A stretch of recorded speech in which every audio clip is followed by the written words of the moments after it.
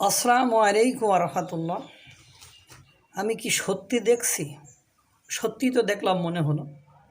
প্রতিদিন বাংলাদেশ চ্যানেলে দেখলাম চট্টগ্রাম জিইসি মোড়ে নিষিদ্ধ ঘোষিত ছাত্রলীগের 50-60 জনের একটি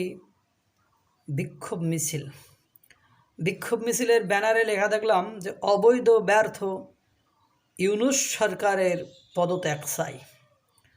তারা ছাত্রলীগের যে স্লোগান সেটা দিচ্ছে, তারা শেখ হাসিনার ভয় নাই এই স্লোগান দিচ্ছে এবং তারা 50-60 জনের মতো যা চট্টগ্রাম জিইসি যে মোড় আছে ওই মোড়ে স্লোগান দিচ্ছে, ব্যানার আছে। ব্যানারে তো বললামই যে অবৈধ ব্যর্থ ইউনূস সরকারের পদত্যাগ চাই, শেখ হাসিনার ভয় নাই, ছাত্রলীগ সাথে আছে, ইত্যাদি ইত্যাদি ইত্যাদি। এখন দেখেন, বর্তমান সময়ে এসে আপনারা একটা বিষয় দেখছেন যে শেখ হাসিনা সরকারের পতন বা শেখ হাসিনা সরকারের ক্ষমতাচ্যুত করতে সবচেয়ে গুরুত্বপূর্ণ বা বিপজ্জনক ভূমিকা কারা রেখেছে সেটা আপনারা জানেন। জামাত শিবিররাই গুরুত্বপূর্ণ ভূমিকা রেখেছে। অথচ এই জামাত শিবিরকে কিন্তু বাংলাদেশ আওয়ামী লীগ অর্থাৎ আওয়ামী সরকার নিষিদ্ধ করেছিল।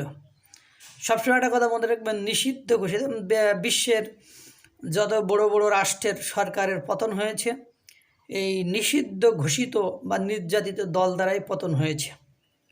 যেমন আরাকান আর্মিদের কথা ভাবেন, ওদেরকে দমন নিপীড়ন করতে যেই কিন্তু এখন সে আর্মিরা যে ওই দেশের জান্তা সরকার তারা কিন্তু ক্ষমতা হারাচ্ছে। এরকম আপনারা দেখবেন যে জামাত শিবির নিষিদ্ধ করলো আর সেই জামাত শিবিররাই তলে তলে সবচেয়ে অঘটন ঘটিয়ে দিল। তেমনি আপনারা ভাবছেন যে আওয়ামী লীগকে নিষিদ্ধ করে দিয়েছি, ছাত্রলীগকে নিষিদ্ধ করে দিয়েছি, আওয়ামী লীগকে প্রক্রিয়ায় রাখছি, কারণ সিইসির বক্তব্য শুনে অনেকটাই বোঝা যায় এবং পাশাপাশি প্রেস সচিব শফিকুল আলম সহ, কারণ এদের যে কন্ডিশন, এই কন্ডিশন বা সত্ত্বে কেউ মেনে নিয়ে আওয়ামী লীগ জীবনে ক্ষমা চাইব না এবং তারা বিচার হওয়ার আগ পর্যন্ত আপনার রাজনীতি করতে দিব না। তারপরে ছাত্রলীগ নিষিদ্ধ করেছে।